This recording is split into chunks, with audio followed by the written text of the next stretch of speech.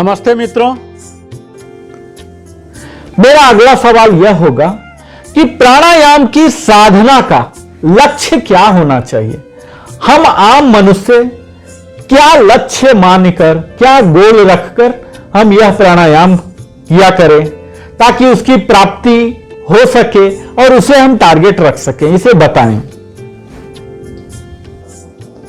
आपने पूछा कि प्राणायाम की साधना का लक्ष्य क्या होना चाहिए। लक्ष्य तो हमें पता ही होना चाहिए। हर कार्य के लिए अगर लक्ष्य नहीं मालूम है, उद्देश्य नहीं मालूम है, तो फिर करने का फायदा ही क्या है। तो आप यह जानिए सबसे पहले मित्रों कि प्राणायाम योग के 8 अंगों, अष्टांग योग के तहत 8 अंगों में से एक है। और अष्टांग योग में 8 प्रक्रियाएं होती हैं, यह आप जानते ही होंगे, प्रैक्टिस भी कर रहे होंगे। तो चलिए पहला जान लीजिए कि पहला यम है, दूसरा नियम है, तीसरा आसन है, चौथा प्राणायाम है, पांचवा प्रत्याहार है, छठा धारणा है, सातवां ध्यान है और आठवां समाधि है। तो सर्वप्रथम हम क्या करते हैं, श्वास और प्रश्वास करते हैं, यानी कि इनहेल और एक्सेल। फेफड़ों में हम सांस को भरते हैं, रोकते हैं और फिर धीरे धीरे छोड़ते हैं। प्राणायाम हम गायत्री मंत्र के उच्चारण के साथ भी कर सकते हैं। प्राणायाम का योग में बड़ा ही महत्व है मित्रों, क्योंकि यह जीवनदायिनी है, प्राण शक्ति को कंट्रोल करती है। प्राणायाम के द्वारा जिस मन का मैल धुल गया है वही मन ब्रह्म में स्थिर होता है। इसीलिए शास्त्रों में प्राणायाम के विषय में विशेष उल्लेख मिलता है। प्राणायाम में सिद्ध होने पर हमारे लिए मानो अनंत शक्ति का द्वार खुल जाता है। जिस व्यक्ति के समझ में यह आ गया प्राण का विषय पूरी तरह, वह समझिए कि इस पर विजय भी प्राप्त कर सकता है, वो कृत कर हो गया। फिर संसार में ऐसा कोई भी शक्ति नहीं है जो उसके अधिकार में ना हो, ना आ जाए। इस प्रकृति को वशीभूत करने की शक्ति प्राप्त करना ही प्राणायाम की साधना का मूल लक्ष्य होना चाहिए, और यही मूल लक्ष्य है मित्रों। तो आप इस मूल लक्ष्य को रखिए कि हमें प्रकृति को वशीभूत करने की शक्ति प्राप्त हो जाए, यानी कि आप प्रकृति के साथ जीना सीख लें, उसके धर्म को, स्वभाव को बेहतर से जान सके, और तभी आप इस्तेमाल कर सकते हैं। नमस्ते मित्रों, मेरा अगला सवाल आपसे यह होगा कि प्राणायाम की वो कौन सी सिर्फ 10 प्रमुख सावधानियां हमें बताएं ताकि उन सारी सावधानियों को हमारे दर्शक अपना सकें और ज्यादा से ज्यादा लाभ उठा सकें।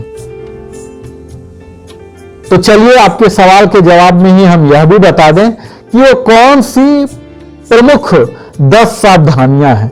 तो इसमें सबसे पहली सावधानियां जो है, आप 3 बात को माइंड में रख लीजिए, ये बड़ा ही जरूरी होगा मित्रों। सबसे पहला तो यह रख लीजिए कि आप जो काम भी कर रहे हैं, विशेषकर मैं प्राणायाम की बात कर रहा हूं, तो प्राणायाम की बात रखिए। आपको विश्वास रखना है, पॉजिटिविटी रखना है, रिजल्ट के प्रति विश्वास रखना है, आश्वस्त रहना है कि हमें सकारात्मक परिणाम मिलेंगे। दूसरा, आपको सत्य भावना रखना है, आपकी जो एटीट्यूड हो बिल्कुल पॉजिटिव हो, ट्रू हो, और दृढ़ता हो, फर्मनेस हो। आपने जो डिसाइड कर लिया कि हमें करना है प्राणायाम, तो करना है। फ्लेक्सिबिलिटी नहीं होना चाहिए कि कुछ बोल दिया, कोई मिथ आ गया, कभी आलस्य आ गया, कभी अकर्मण्यता आ गया, कभी अविवेक आ गया। तो ये तीनों मुख्य बातों पर आप जरूर ध्यान दें। विश्वास है, सत्य भावना है और दृढ़ता है। इसके साथ ही अगर हम दूसरी सावधानियां की बात करते हैं, तो प्राणायाम जब भी आप करते हैं, ये जाने करने से पहले हमारा शरीर अंदर से और बाहर से भी शुद्ध होना चाहिए।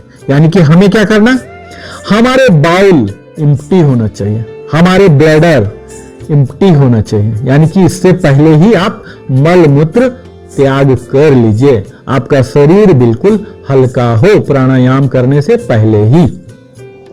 अब अगर तीसरी सावधानी की बात की जाए मित्रों, तो बैठने के लिए आप जमीन पर कदापि न बैठें, उस पर एक इंसुलेटर की तरह आसनी बिछाएं जो कि हल्का सा स्पंजी भी हो और जमीन से आपको एनर्जी को डिस्चार्ज ना करे। चौथे, हम बैठने की जो हमारी पोजीशन होती है वो इस तरह से पोजीशन हो कि हमारे मेरुदंड जो स्पाइन है वो बिल्कुल सीधा हो, हमारे नेक और हेड तीनों अलाइंड हो, तनिक भी इधर मुड़ा हुआ नहीं होना चाहिए। और अगर आसन की बात की जाए मित्रों, तो सिद्धासन पुरुषों के लिए और महिलाओं के लिए सिद्ध योनि आसन प्राणायाम के लिए और ध्यान के लिए सर्वोत्तम माना जाता है।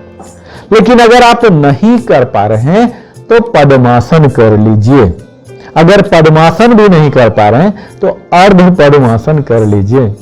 अगर वह भी नहीं हो रहा तो सुखासन या वज्रासन या किसी और भी पोजीशन में बैठ के, यहां तक कि कुर्सी पर बैठ के भी आप कर लीजिए जिसमें कि आपको आराम महसूस हो।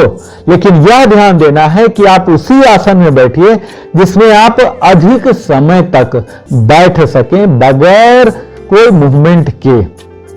छठी अगर बात की जाए मित्रों, तो प्राणायाम करते समय हमारे हाथों को या ज्ञान मुद्रा में या यह चिन्ह मुद्रा, ज्ञान मुद्रा किसी में भी रखिए या कोई भी ऐसी मुद्रा में ही आप रखिए।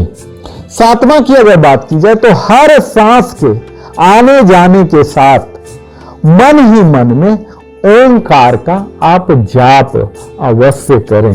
यह आपको आध्यात्मिक लाभ भी दिलाएगा, शारीरिक और मानसिक लाभ के साथ साथ, यानी कि आप बोनस के भी हकदार बनने जा रहे हैं। हमारे शरीर में कहीं भी किसी प्रकार का तनाव नहीं होना चाहिए। यदि तनाव में हम प्राणायाम करते हैं तो उसका लाभ नहीं मिलेगा। तनाव कहने का अर्थ यहां यह है मित्रों कि मन में किसी भी प्रकार की बातों को नहीं रखिए। यानी कि हमें वह कुछ बोल दिया या मुझे कुछ बोलना है किसी को, हमें वो दुखी कर दिया, हमें वो खुश कर दिया, किसी भी तरह के आप बिल्कुल जीरोइंग माइंड को बिल्कुल जीरो करके ही प्राणायाम करने जाइए, तभी आप फुल फायदा इसका उठा सकते हैं। और आठवां है, हमें अपनी शक्ति का अतिक्रमण नहीं करना है। यानी कि जहां तक आराम से हो सकता है उतना ही करना है। बिल्कुल आराम से सांस का आना जाना, बहुत ज्यादा समय तक इसे रिटेन करके होल्ड नहीं करना, क्योंकि इससे हमारे लंग्स डैमेज भी हो सकते हैं मित्रों। अब अंतिम बता दूं कि जिन लोगों को हाई ब्लड प्रेशर या हार्ट की बीमारी या रिसेंटली ही कोई ऑपरेशन करवाए हैं, उन्हें या तो नहीं करना चाहिए या बिल्कुल धीमी गति से होना चाहिए या योग चिकित्सक के परामर्श पर ही करना चाहिए। तो ये सब कुछ सावधानियां हैं मित्रों, जिन्हें कि अगर आप सावधानियां बरतें तो बेहतर परिणाम की संभावनाएं हैं। नमस्ते मित्रों, अब हमारा आपसे अगला सवाल यह होने जा रहा कि प्राणायाम के अध्यायों में श्वसन के 4 महत्वपूर्ण पक्षों अर्थात प्राणायाम के 4 पक्ष के बारे में जिक्र किया गया है। उन चारों का क्या नाम है, क्या महत्व है, थोड़ा संक्षेप में हमें बताने का प्रयास करें।